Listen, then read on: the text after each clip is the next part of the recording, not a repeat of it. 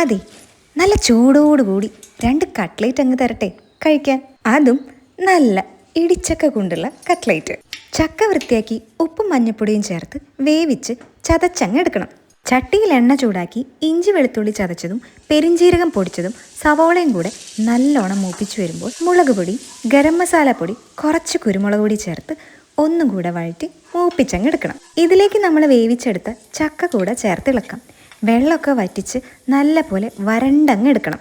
അവസാനമായിട്ട് കട്ട്ലേറ്റിൻ്റെ അടിസ്ഥാന ഘടകമായ ഉരുളൻകിഴങ്ങ് വേവിച്ചുടച്ചതും കൂടെ ചേർത്തിളക്കാം. കൂട്ടൊന്ന് തണുത്ത് കഴിഞ്ഞാൽ കുറച്ചെടുത്തൊന്ന് ഉരുട്ടി കയ്യിൽ വെച്ച് പരത്തിയെടുത്ത് ആദ്യം മുട്ട അടിച്ചതിലും പിന്നെ ബ്രെഡ് പൊടിയിലും മുക്കി പൊരിച്ചങ്ങ് എടുക്കാം. ഇനിയിപ്പോൾ നിങ്ങൾ വെജിറ്റേറിയൻ ആണെങ്കിൽ മുട്ട ഒഴിവാക്കിയിട്ട് മൈദ കലക്കിയിൽ മുക്കിയെടുക്കാം. ഇനി അത് ചൂടുള്ള എണ്ണയിൽ ഓരോന്നോരോന്നായി ഇട്ട് പൊരിച്ചങ്ങ് എടുക്കണം. ഇടുമ്പോൾ കുറച്ച് തീ കൂട്ടി വെച്ചാലും വേവുന്ന സമയത്ത് തീ കുറച്ച് വെച്ചില്ലെങ്കിൽ പെട്ടെന്ന് കരിഞ്ഞു പോകും. പിന്നെ കട്ട്ലേറ്റ് ഉണ്ടാക്കും തോറും താഴെ ഇങ്ങനെ പൊടി കറുത്ത് കിടക്കുന്നുണ്ടാവും. അതിങ്ങനെ മാറ്റിയില്ലെങ്കിൽ പിന്നെ ഉണ്ടാക്കുന്ന ബാച്ചിലേക്ക് അതിങ്ങനെ പൊറ്റിപ്പിടിച്ച് കട്ട്ലേറ്റ് ഒരു ചന്ത ഉണ്ടാവില്ല കാണാൻ. അപ്പോൾ ഇതാണ് ഇടിച്ചക്ക കൊണ്ടുള്ള കട്ട്ലേറ്റ്. കണ്ടാ പറയോ ഇടിച്ചക്ക കൊണ്ടാണ് നമ്മൾ കട്ട്ലേറ്റ് ഉണ്ടാക്കിയെന്ന്. അപ്പോഴേ ഇനി അങ്ങോട്ട് ചക്കയുടെയും മാങ്ങയുടെയും ഒക്കെ കാലമാണ്. ഇഷ്ടം പോലെ ഇടിച്ചക്കയും കിട്ടും. അപ്പം ചായക്ക് ഒരു കട്ട്ലേറ്റ് റെസിപ്പിയും കൂടെ ആയാലോ? നല്ലതല്ലേ?